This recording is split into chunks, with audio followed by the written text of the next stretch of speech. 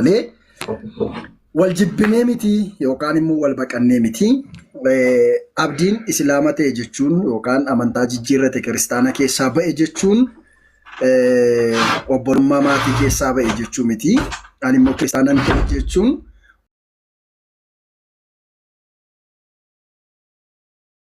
obbolummaa maatii keessaatii wal baafne jechuu miti. So isa kanaafi obbolummaan keenya daran jabaate jira. Tokkummaan keenya daran jabaate jira. I am Christian, he is Islam. Takbir! Garuu sanuma keessaa egaa karaa fooniitiin obbolaadha. Karaa amantiitiin Islaamaa, Kiristaanaa.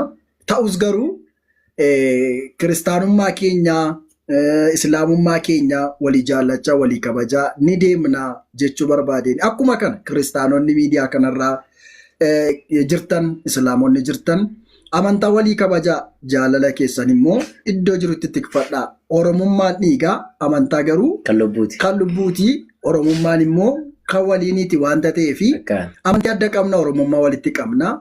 Oromoo wajjin nyaatee wajjin dhugee wal dhungatee walii wajjin bahee walii wajjin galee wal gargaaree amantaadhaan utuu waliin qoodiin lagaan utuu waliin qoodiin yoo wajjin jiraatee garaan jinniin aara, garaan seexanaan aara, garaan halagaan aara. Tokkummaa yoo ijaarree garuu diinni karaan argatu jechuudha. Isinin jaalladha. Egaan dhugaa dubbachuudhaaf akkuma inni jedhee qabsoo baay'ee booddee akkasumas wal'aansoo baay'ee booddee obbolummaan keenya jabaatee itti fufee jira. Keessattuu dhugaa dubbachuudhaaf mee gaafa inni jalqaba gara islaamummaatti dhufu addoo mee maaltu sitti dhaga'ame dhugni? Sagaleen keenya dhaga'amaa? Cheek sagaleen keenya dhaga'amaa? Lakkoofsa tokko barreessaa warri sagaleen keenya dhaga'amu. Warri sagaleen keenya dhaga'amu.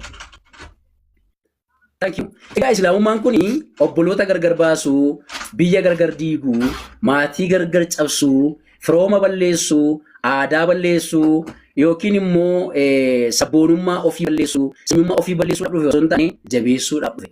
Keessattuu obboloota keenya akka jaallannu, maatii keenya akka jaallannu, saba keessaa baane akka jaallannu, haqa akka isaan nurraa qaban islaamummaan nu barsiisaa jechuudha. An islaamummaa kootti nan boona yoomiyyuu sababiin isaa isa kaleessaarra obboleessa koo argadhe malee isaa gaditti hin arganne, isa kaleessarras maatii koo dhaqee akkaan argadhu abdii guddaan qaba. Akkasii mini biroo. So addoo mii dhugaadhuma gaafa jalqaba abdiin shaadaa qabate jedhanii dhageessu mii maaluma sitti dhaga'ame? Abdiin kutee maalirraa akkamitti? Maaf? Akkas ta'uuf. Mee isa booda maalan godhatte yaadde maaluma yeroo sana baay'ee miira hamaa keessa turte, kallattii adda addaatiin yaalii gaggadhee keessa turte. Siinsi miidhuu tun taane namoota naannoo kee jiran miidhuu baay'ee karaa barbaadan ture. Hiriyoota keessa lama ta'an baay'ee isaanii miidhuudhaaf karaa nan hin deemne hin jiru. Siin garuu si miidhuu hin danda'u.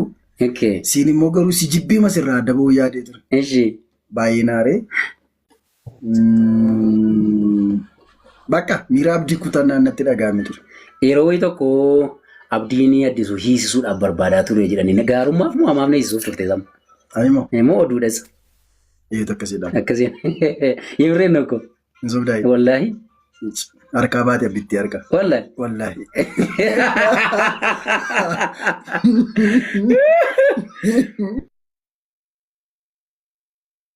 Hin deebi'aa abdii jedhu qabda turte yeroo sana keessa. Maal sitti fakkaachaa ture mee? Qaban ture. Qaban ture ammas nu hin beeku garuu hin deebitan naan keessa baddee ture.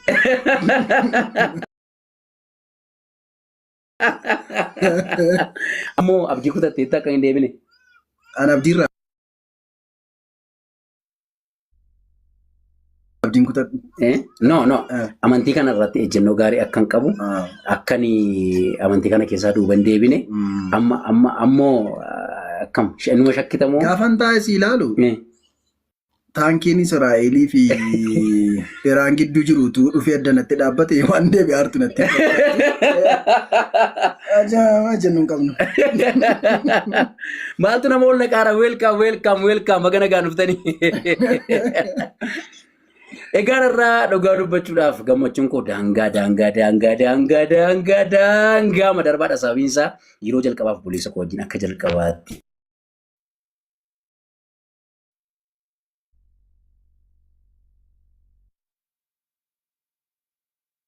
Alaa gaaffiin gaafadhuuni. Gaafadhu.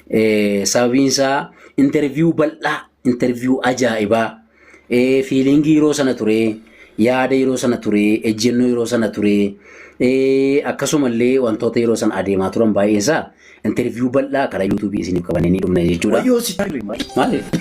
Maaliif? gaafa muuziqaa Maaliif? aarsi. Baay'ee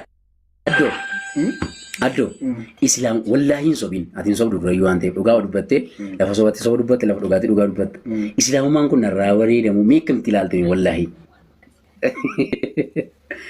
dubbadhu Beenuna beeraan har'a marmaariini. Beenuna beera.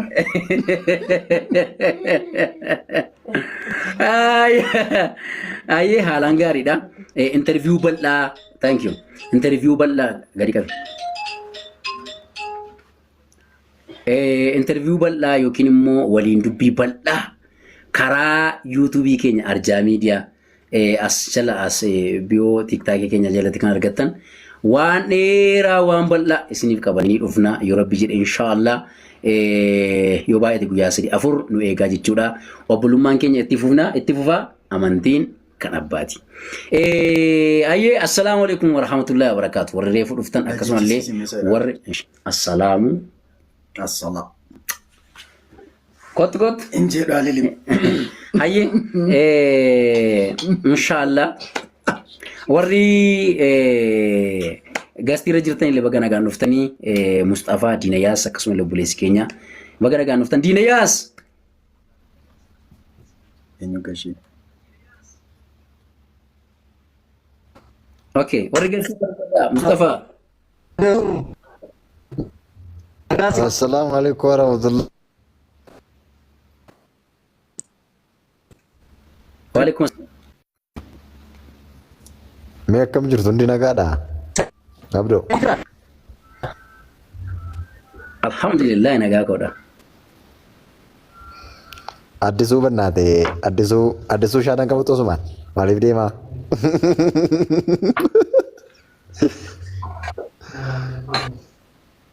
Assalamualaikum warahmatullahi wabarakatuh. Waalaikumsalam warahmatullahi wabarakatuh.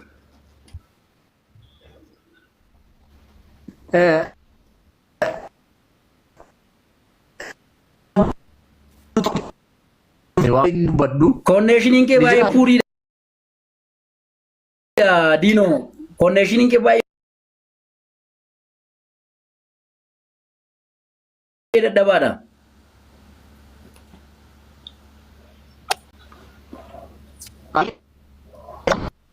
Akkami? Connectioning ke baay'ee dadhabaadha Dino ko.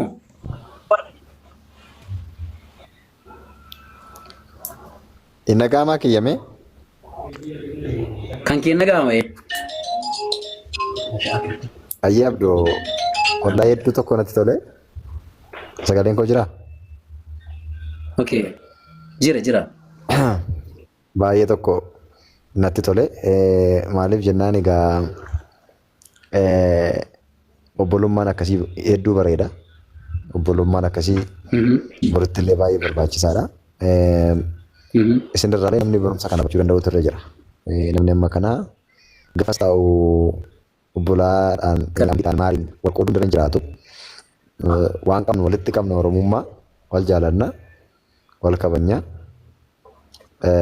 Dhimmi lubbuu immoo dhimma lubbuuti amantii kan abbaati. Dhugaa dubbachuu addisuudhee darbee viidiyoo sana arga. Nama humna kan ta'e nan beeka. Viidiyoo irratti beeka qaamallee hin beeknu. Kanaaf waan hedduun isinirraa barataa ture. Na caalamoo namoonni jiran isinirraa barataa turan jedhee ni abdadha Abdoo. Maaliif jennaan iddoo adda addaatti akkuma hundi keenya waliin iyyuu beeknu namni tokko amantaa biraadha namni tokko immoo amantaa biraa dhootee wal qooduu kanatu jira beektaa. Wal jibbuu gargarillee ba'uu waan akkasiitu jira. Ilaalchi akka kanaa immoo hafuu danda'uutu irra jiraata. Yoomirraa kaasee guyyaa